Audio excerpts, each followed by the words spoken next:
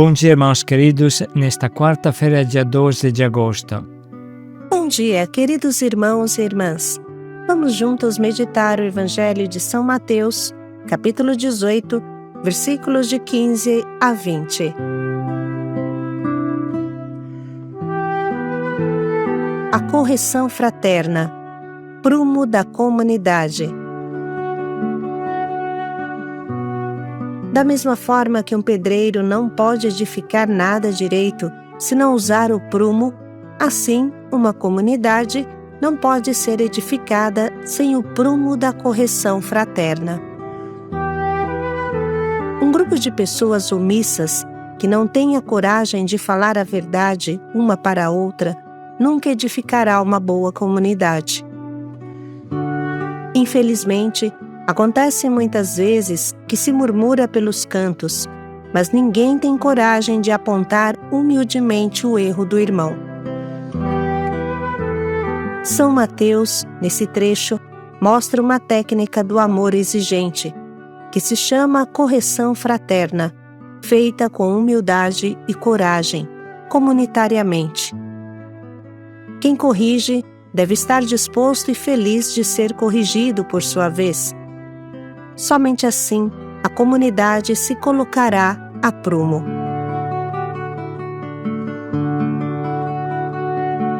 O Senhor esteja convosco. Ele está no meio de nós. Proclamação do Evangelho de Jesus Cristo segundo Mateus.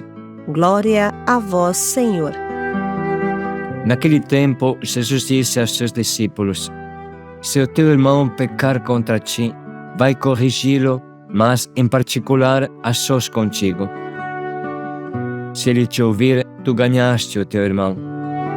Se ele não te ouvir, toma contigo mais uma ou duas pessoas, para que toda a questão seja decidida sob a palavra de 2 ou 3 testemunhas. Se ele não vos der ouvido, dize-o à igreja. Se nem mesmo a igreja ele ouvir, seja tratado como se fosse um pagão ou um pecador público.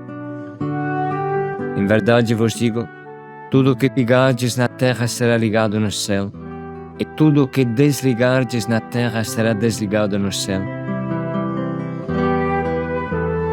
De novo, eu vos digo, se 2 de vós estiverem de acordo na terra sobre qualquer coisa que quiserem pedir, isto vos será concedido por meu Pai que está nos céus.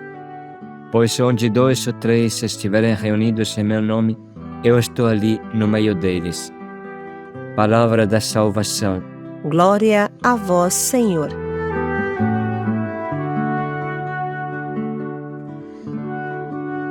No Evangelho de Mateus encontramos a parábola da ovelha desgarrada, mas poucos sabem como o evangelista continua no trecho seguinte, que revela o sentido profundo do que Jesus quer comunicar nesta parábola. Observe com atenção. Eis o que Jesus fala.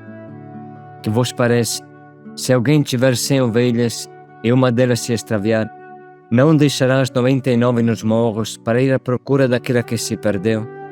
E se ele a encontrar, em verdade vos digo, terá mais alegria por esta ovelha do que pelas 99 que não se extraviaram. Do mesmo modo, o Pai que está nos céus não deseja que se perca nenhum destes pequeninos. E logo, no versículo seguinte, como se fosse a continuação do discurso, Jesus diz: Se o teu irmão pecar contra ti, vai corrigi-lo, tu ele a sós. Se ele te ouvir, terás ganho o teu irmão. É o trecho de hoje.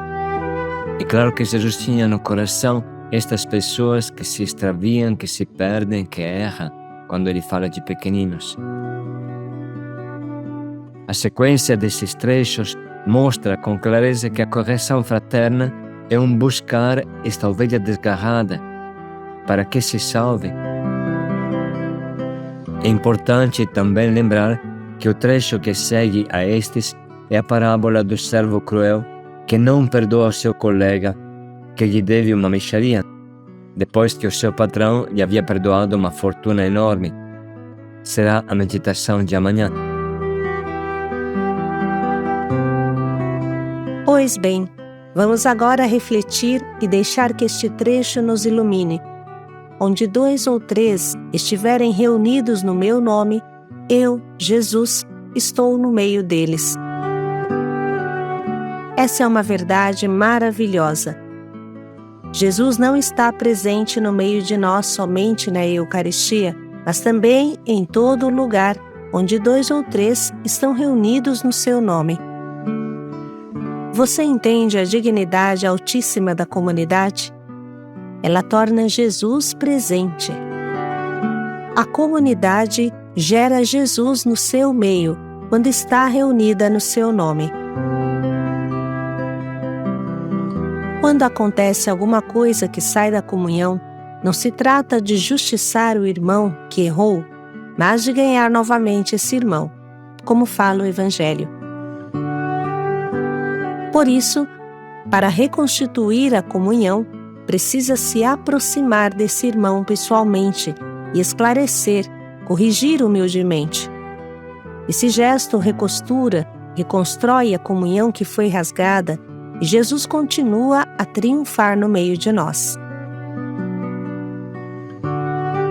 Por prudência e bom senso, sabendo quanto somos tentados pelo orgulho ferido, antes de conversar com o irmão para corrigi-lo, aconselhamos conversar com um outro irmão, para ver se a nossa visão é justa ou se estamos exagerando, se estamos levando para o pessoal.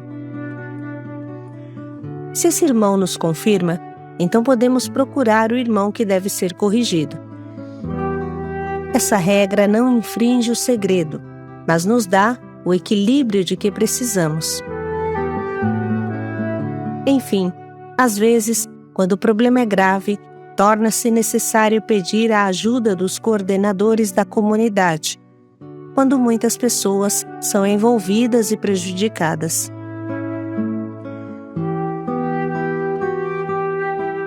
Pela palavra de Deus, a pior coisa que podemos fazer é ficar omissos, encobertar com o nosso silêncio. Jesus fala claro: vai, fala para o teu irmão, aponta o seu erro para salvá-lo. Vai em busca da ovelha desgarrada, não deixa ela sozinha nos montes da dor. Infelizmente, nós inventamos um outro evangelho. Nós falamos: não caguetar, quem fala morre, fique na sua. E isso é triste, porque nós anulamos este evangelho, nós esquecemos desta palavra de Jesus. Quem se silencia diante do mal é claramente um hipócrita egoísta, que se interessa somente consigo mesmo e não com o irmão que está se perdendo. Muitas vezes o encobertar se torna recíproco. Eu encoberto você e você passa um pano quente em meu favor. Eu te ajudo e você me ajuda. São todas frases absurdas que estão longe de Deus, frases tristes que nos levam para o inferno todos juntos. Precisamos entender que é impossível fazer uma caminhada espiritual sem que alguém nos corrija. Em qualquer âmbito precisa de correção. Na escola, o professor deve corrigir, senão o aluno não aprende. E a correção não significa que o aluno é burro, mas simplesmente que precisa melhorar. No esporte, o treinador corrige o atleta, e isso não significa que o atleta não presta, mas simplesmente que pode fazer melhor. E de repente, esse atleta se torna melhor do que o seu pessoal training.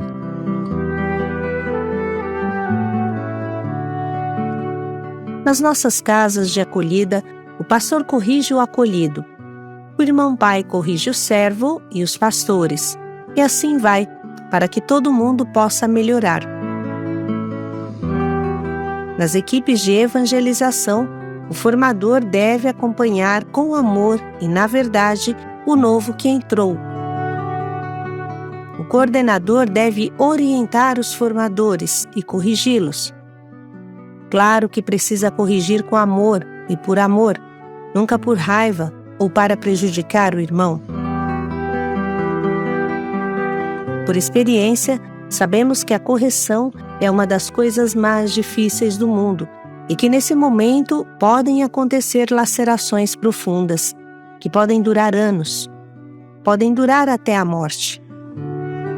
Por isso, antes de corrigir, se isso deve ser feito, aconselhamos fazer 1 hora de adoração e perguntar a Jesus quais são as palavras certas para expor as coisas. Do outro lado, quando alguém nos corrige, não devemos pensar que estão nos matando. A Bíblia fala que Deus corrige aquele que ama. E por quanto difícil seja, devemos pensar que também o nosso irmão está intencionado a nos ajudar e não a nos humilhar. Tudo isso é um processo necessário para criar a comunhão. A comunhão não pode ser fundada na omissão, no encobertar, no silenciar o erro. Não adianta esconder carniça debaixo da cama, o mau cheiro rapidamente vai se espalhar. Se as coisas não se esclarecem na verdade e com amor, em breve a comunidade se esvaziará e só ficarão as pessoas que vivem no erro e que se encobertam reciprocamente, e que depois acabarão brigando e se devorando entre elas. Se nunca tem algo para corrigir, então a casa cai, porque tudo está errado. Se eu não corrijo, não amo. Se eu não aceito a correção, então não me deixo amar e sou muito orgulhoso. O diabo é aquele que não aceita a correção. Nunca aceitou de ser corrigido e por isso que está no inferno. Os resultados se veem. Tem pessoas que têm trauma de correção e a vida se torna difícil, porque não se pode falar um A. Esses irmãos são piores do que um cristal que se quebra só olhando para ele. Muitos criam como que um medo da correção, pelos traumas que sofreram quando pequenos. Frequentemente se cria como que um aborrecimento, um medo de quem corrige, e se refletirmos bem, isso é como ter ódio do médico que nos cura.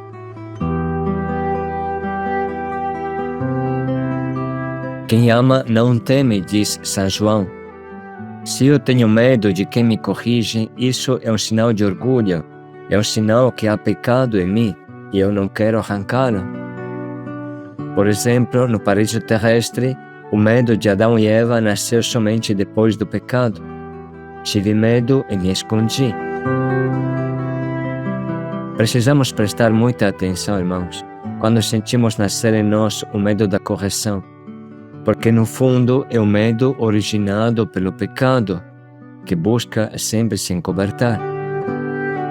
Quando ele vem à luz, ele se derrete, ele morre, como fala São Paulo.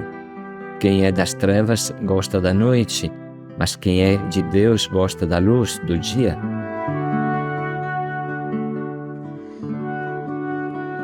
Se quisermos que Jesus reine no nosso meio, se quisermos que Ele continue a caminhar conosco como fazia com os apóstolos e as discípulas, então devemos ser humildes e sinceros. Assim se constrói a comunhão. Não devemos ter medo. A verdade sempre vence. Enfim, um simples aconselhamento. Antes de corrigir uma pessoa que te parece faça algo de errado, ore por ela o dia inteiro. E de vez em quando você também pergunte para o teu formador como você está me vendo. Você acha que devo melhorar em alguma coisa? Sempre devemos ter bem claro na cabeça que a pessoa que corrigimos é o nosso irmão de sangue, é nossa mãe, o nosso filho, nosso irmão. No final da conta, fazemos parte do mesmo corpo e não tem sentido dar um tiro no nosso próprio pé. Tanto é verdade que precisa curar as feridas que se tem no corpo e não as esconder ou encobertá-las, tanto é verdade que precisa fazer isso com amor e sabedoria, como um médico faz com o corpo de uma pessoa. Dessa forma, a nossa fraternidade será verdadeira e forte e crescerá com a bênção de Jesus no nosso meio. Sim, irmãos, vamos aproveitar dos instrumentos que já temos. Fichas de avaliação, de autoavaliação, diálogos espelho, acompanhamentos mensais. Não desperdicemos essas graças.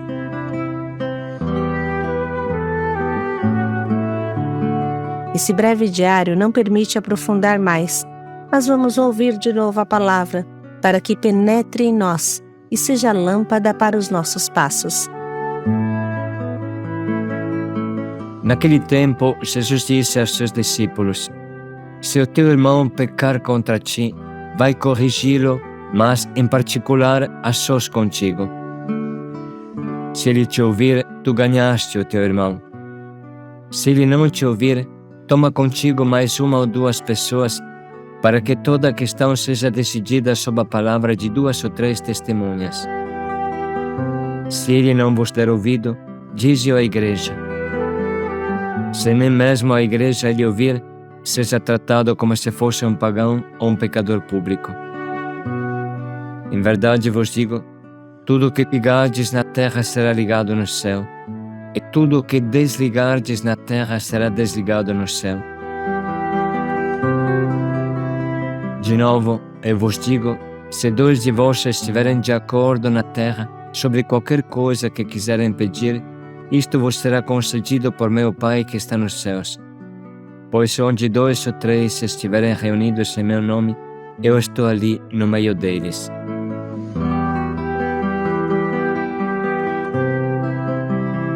Vamos agora dedicar um minuto para reler o trecho, sublinhar o que mais nos atinge e escrevê-lo no nosso caderno.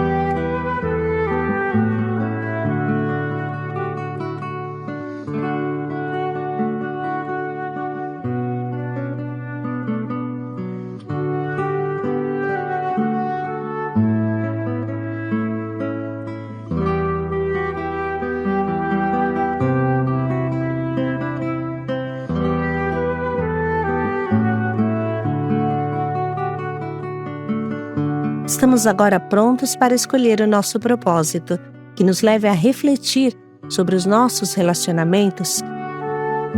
Eles se embasam na verdade ou na omissão, no encobertar? O que deve mudar em mim? Posso perguntar a um irmão mais experiente o que preciso mudar em mim, assim posso ativar o processo que esse evangelho tanto deseja.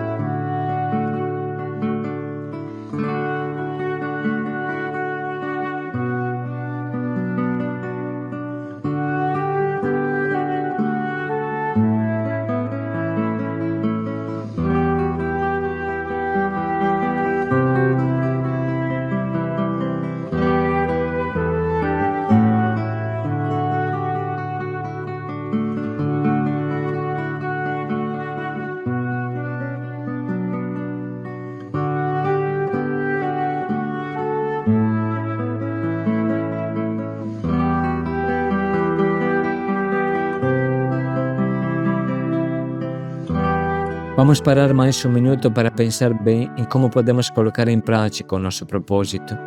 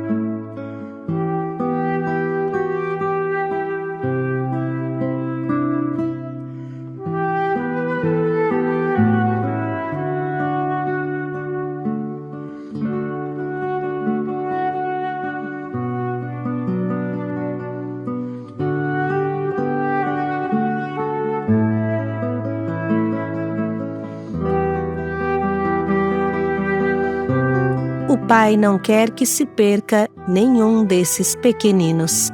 Paz e alegria a todos. Vai corrigi-lo. Paz e alegria a todos.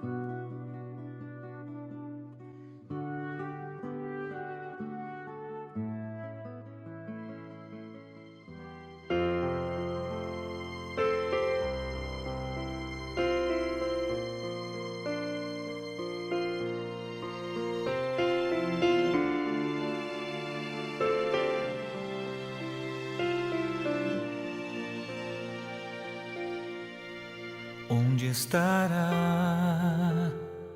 aquele que eu concebi?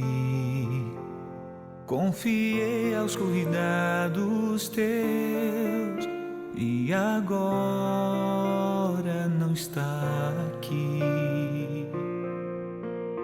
Onde andará o que um dia se descuidou? Acaso os erros que cometeu são maiores que os teus?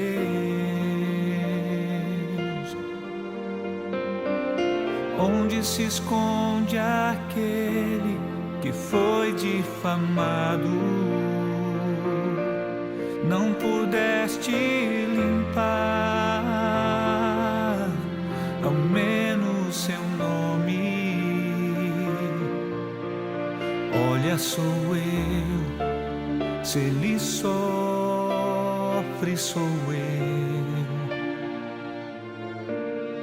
Falam de mim, pois seu rosto é o meu.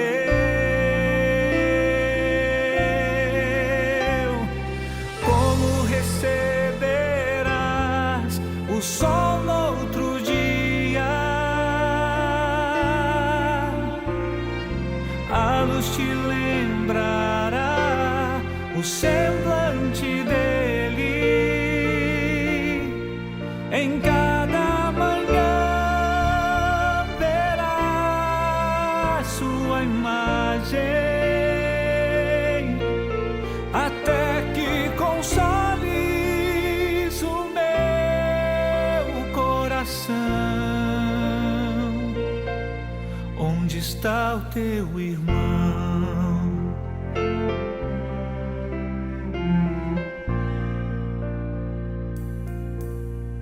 Como estará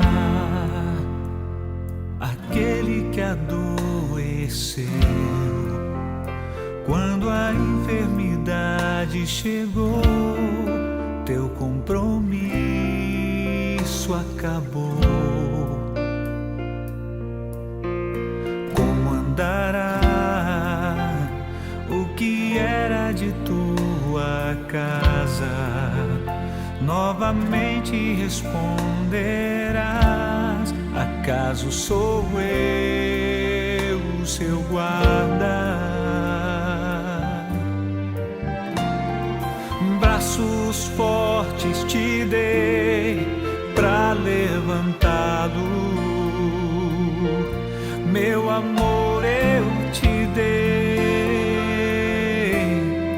pra aliviar a dor que ele enfrentou por querer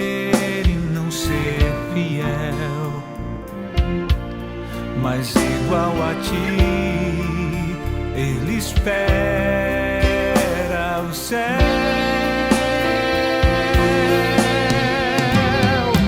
Como receberás o sol no outro dia, a luz te lembrará o semblante dele. Em cada manhã verá sua imagem, até que consoles o meu coração. Onde está o teu irmão? Receberás o sol no outro dia, a luz se lembrará o semblante dele. Em cada manhã verá sua imagem, até que consoles o meu coração. Onde está o teu irmão?